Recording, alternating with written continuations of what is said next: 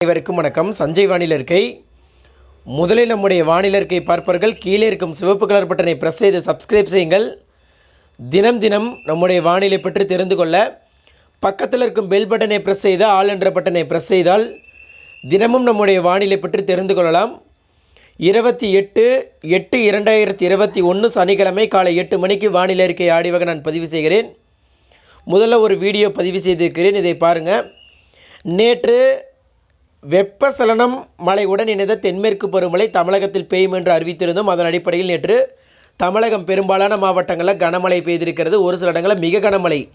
மேற்கு தொடர்ச்சி மலை மாவட்டங்களில் நேற்று நாம் ஆரஞ்சு வண்ணம் இட்டிருந்தோம், மிக கனமழைக்கு வாய்ப்புள்ளது என்று. அதன் அடிப்படையில் நீலகிரி மாவட்டம் பந்தலூரில் கடந்த 24 மணி நேரத்தில் 124 மில்லிமீட்டர் மிக கனமழை பதிவாகியிருக்கிறது.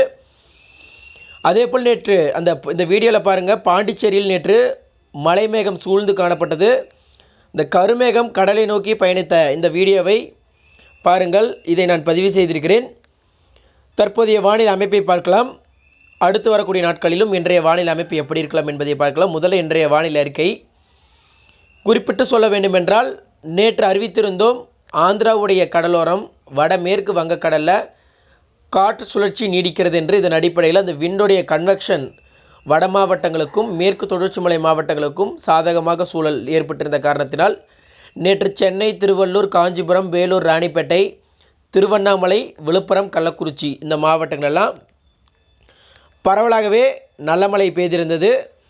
தமிழக மேற்கு தொடர்ச்சி மலை மாவட்டங்கள் உட்பட பெரும்பாலான பகுதியில் நல்ல மழை. நீலகிரி மாவட்டம் உதகை, நடுவட்டம், கல்லெட்டி, கிளேன்மார்க், பசினக்குடி, குந்தா, அவலாஞ்சி, எமரால்ட், கெட்டி, கிண்ணக்கொரை, அப்பர் பவானி, குன்னூர், கெட்டி, கோத்தகிரி, கீழ்கோத்தகிரி, கோடநாடு, தேவாலா, அப்பர் கூடலூர், செருமுள்ளி, பந்தலூர், ஓவேலி, பந்தலூர், சேரங்கோடு பகுதி இங்கெல்லாம் நேற்று பரவலாகவே நல்ல மழை பதிவாகி இருந்தது. அதேபோல் விழுப்புரம் மாவட்டம் பெரும்பாலான பகுதி, செஞ்சி, வல்லம், மரக்காணம், விழுப்புரம், வானூர் பகுதி, வாழவனூர் பகுதி, முண்டியம்பாக்கம், அதேபோல் திருவேநல்லூர் பகுதி, திண்டிவனம் பகுதி, அரசூர் பகுதி இங்கெல்லாம் நல்ல மழை பெய்திருந்தது. விழுப்புரம் மாவட்டம் பெரும்பாலான பகுதி, விழுப்புரம் மாநகர் 45 மில்லிமீட்டர் என்ற அளவில் பல பகுதியில் நேற்று திருவண்ணாமலை, விழுப்புரம், கள்ளக்குறிச்சி, பாண்டிச்சேரி, சென்னை, திருவள்ளூர், காஞ்சிபுரம், வேலூர், ராணிப்பேட்டை உட்பட பல பகுதியில் நேற்று நல்ல மழை.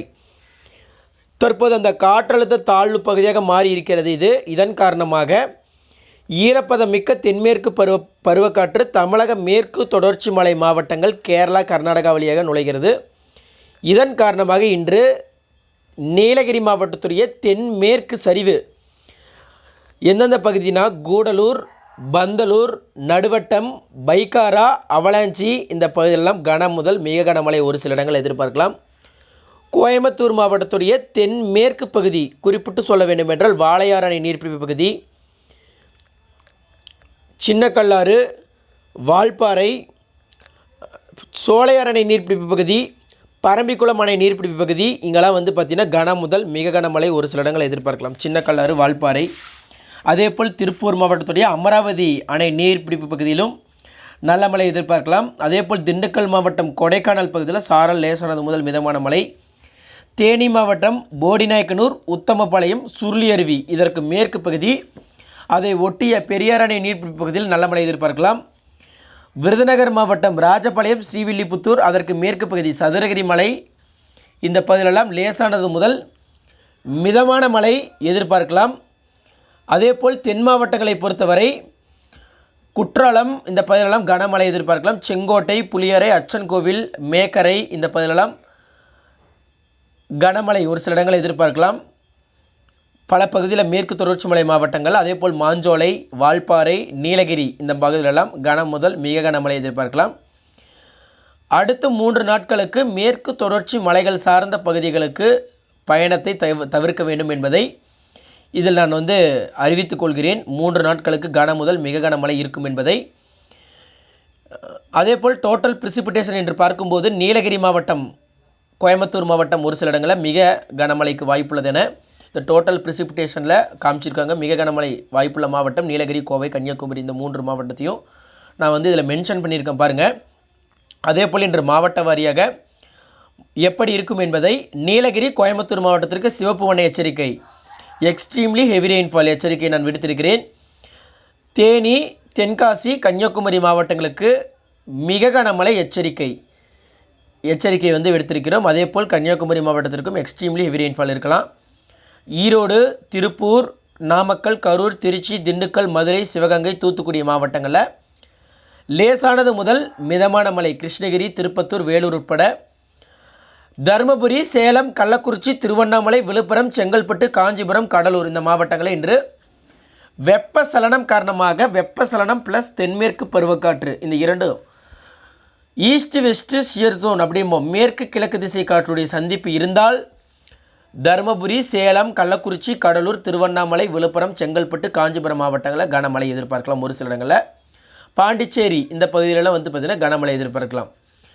சென்னை, திருவள்ளூர், காஞ்சிபுரம் இந்த பகுதியை காட்டிலும் திருவள்ளூர், சென்னை, ராணிப்பேட்டை மாவட்டங்களில் லேசானது முதல் மிதமான மழை.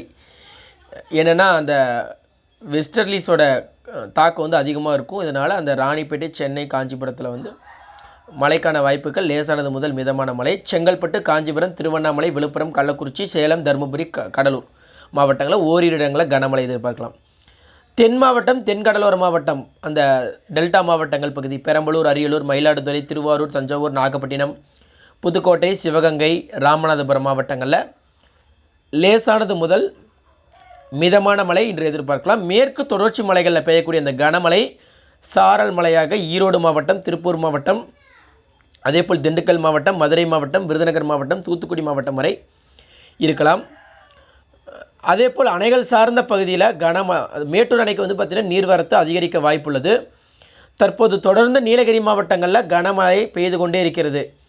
நீலகிரி மாவட்டத்தில் அடுத்து வரக்கூடிய 24 மணி நேரத்தில் ஒரு எக்ஸ்ட்ரீம்லி ஹெவி ரெயின்ஃபால் எதிர்பார்க்கலாம்னு நினைக்கிறேன். ஒரு 20 சென்டிமீட்டருக்கு மேல் மழை எதிர்பார்க்கலாம். நீலகிரி மாவட்டத்தில் ஒரு சில இடங்களில் வந்து எதிர்பார்க்கலாம். நீலகிரி மாவட்டத்துடைய மேற்கு கிழக்கு சரிவில் இதனால் பவானிசாகர் அணைக்கு நீர்வரத்து மேலும் அதிகரிக்கும் என எதிர்பார்க்கப்படுகிறது.